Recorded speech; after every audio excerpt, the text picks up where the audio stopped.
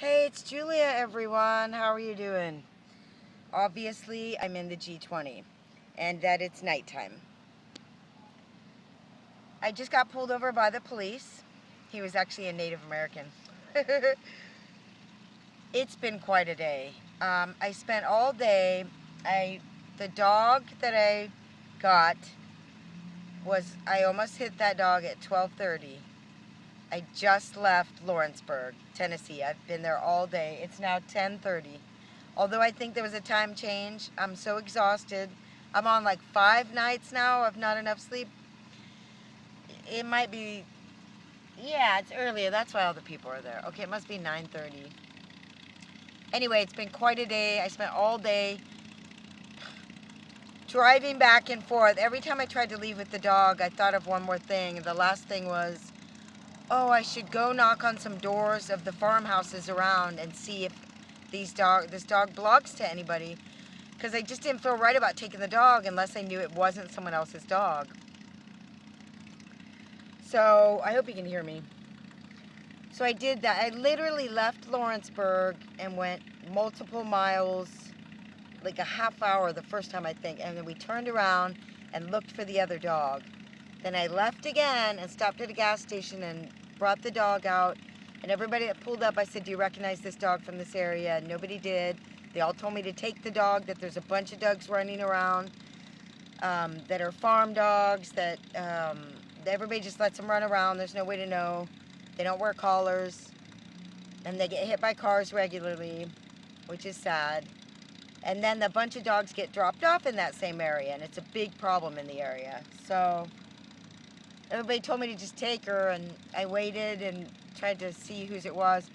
Then I realized, oh yeah, if it's somebody's dog, I need to find out. So I went and knocked on doors, and none of the neighbors had seen the dog. Then before I left, I let her guide me out into a field for like what seemed like a mile, because, I knocked on the door of these 3 kids, like 20-something. And they said, yeah, they've seen her, they've been feeding her some scraps. She's been running around there for the last 3 weeks. And that she had puppies, puppies at some point, but she's not feeding them now. That's what they said at the shelter. They're done weaning, wherever they are. So anyway, I took her over to where I found her and let her guide me. I was like, show me your puppies. And she was like, running. Then she'd stop and look back, make sure I was following her, and then she'd go. She took me way out into this field of something, and she kept darting in and out of the bushes. I thought she was guiding me to the puppies, but she wasn't. She was just running around. So we went all the way back, and I feel much better because I gave her a chance to show me anything that might need to be shown. I wouldn't want to leave any puppies anywhere. So after all that, it's now, like I say, probably 9:30 at night. I've been there all day in this, little stretch between that town and whatever. I'm exhausted.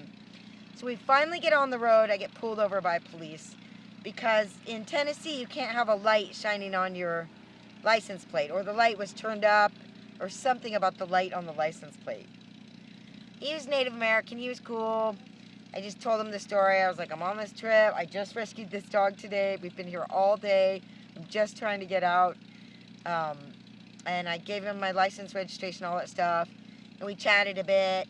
And then, there's an interesting bug I've never seen before. Please don't come in the van, because I can't deal with that. And so then, eventually, the last question he asked was, and he kept asking me to repeat where I said I was coming from and going. The last question he said, is there any marijuana in the vehicle? Meth? Coke? He went through this whole thing. I was like, no. And it was a stronger no for the meth than the marijuana. So he asked me if he could search the vehicle just real quick. And I said, sir, yes, you can search the vehicle, but it's packed with everything I own. There's containers in there of patches. There's pre-made clothing. I've got a pantry filled with food. Underneath the bench is everything I own, my mask, my, winter clothes, whatever. And I said, you're not going to get very far. Or I didn't say that. He said, no, I'm just going to check through a few things. And I said, okay. And I sat there with that dog on the side of the road waiting for him, and I thought for sure he would find something. And guess what? I lucked out today. Today is my lucky day. He did not find anything. And I had a little one-hitter right in my cigarette pack. And there was no time to, and that's not where I keep it. I keep it in the back, packed in a thing, packed in another thing, packed in another thing. And if I ever want to use it, I have to go through all that to get it out. Well, not today, because I pulled it out earlier after I rescued the dog and spent 5 hours trying to figure out what was up with the dog. I wanted a little bit, and I needed to relax for a second. And I put it in my cigarette pack like an idiot. He didn't even look at my cigarette pack. Thank God. And he didn't find anything, and I really, really lucked out. I got a little warning, not even a ticket, for the light, because I told him, that's good because I don't have any tickets.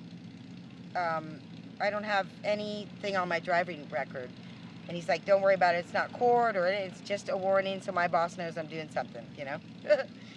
Really lucked out today finding this dog and getting pulled over and not busted.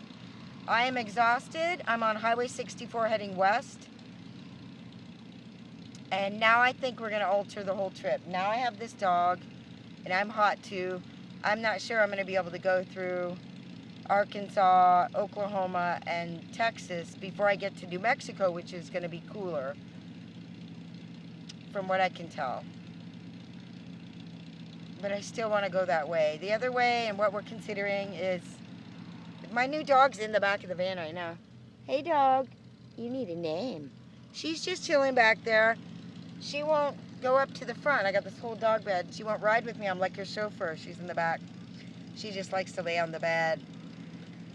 So the other route is 64 to 40 into Memphis, and then just take 55 up through to St. Louis, and either go north from there or take 70 west. Kind of a bummer because I wanted to go to New Mexico.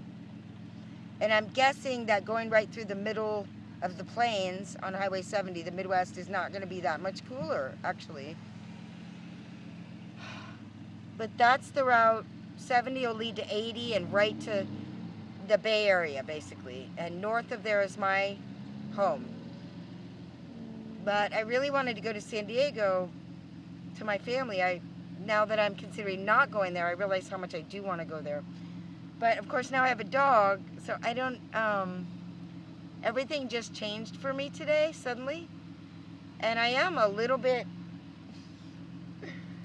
not unsure about the dog at all. Just, I think I'm crazy, and I've got a I feel like everything's really precarious right now. Like, for instance, I just pulled into McDonald's. I'm going to see if she's going to wait. I need to go plug in the computer. It's so hot that I, one, can't get online at all during the day anywhere with the dog. Two, I realize I can't make anything in the van, like, as opposed to sewing and paying to sew somewhere with electricity. The patches on the jeans, the hats, I can't make anything in the van. It's too hot. So I think I need to go north just to make my life so much easier. I had always considered moving to Portland. And of course we could go north and then drive back down to San Diego because California is not that hot and humid. But that's a lot of extra gas. California itself is a giant long state. It's like, I think it's like 14 hours between San Francisco and San Diego. So I need to find somewhere to sleep bad. It'll be the first night in the van with the dog. I don't know how she's gonna do, but you can see it's 9:30 at night. I'm dripping sweat. Maybe I should take the northern route. So I see now that I'm not late, and I didn't wait too long because I was supposed to get this dog. And the fact that the two dogs ran across the highway right at the time when I was there. And it was so beautiful at the animal shelter how the lady helped me, and everybody's like, take the dog, it's your dog. Everybody's more sure than I am. But you know what? It's not a reflection on the dog, it's a reflection on me. I'm unsure about everything. And when I get tired, I'm unfocused. So, otherwise I'd probably be super, super happy right now, which I am, but I'm exhausted. By the way, this is a really good dog. She's amazing. So I've already left her in the van a few times to go get gas, go here, go there. Got her some dog food. Well, she's not eating. Oh, the shelter gave me that dog food. I got her some wet food. But she needs to eat good food. Like, the best I can afford is Iams. So I'm going to test her right now. I'm going to go cool off a little bit, try and upload some videos real quick, and I'm going to come out and check on her every 10 minutes for this is the first time leaving her in the van. It's cool enough now. She's not trying to get out. It's good. All right. Thanks for watching my videos. Can you believe everything that's happening? I barely even got out of Tennessee and I already got my dog. So that's what I'm going to do. I'm going to check the weather in New Mexico and Little Rock right now in Oklahoma. I would just love to buzz through, stop in New Mexico, but then I got to go through Nevada and Southern California desert. That's scary.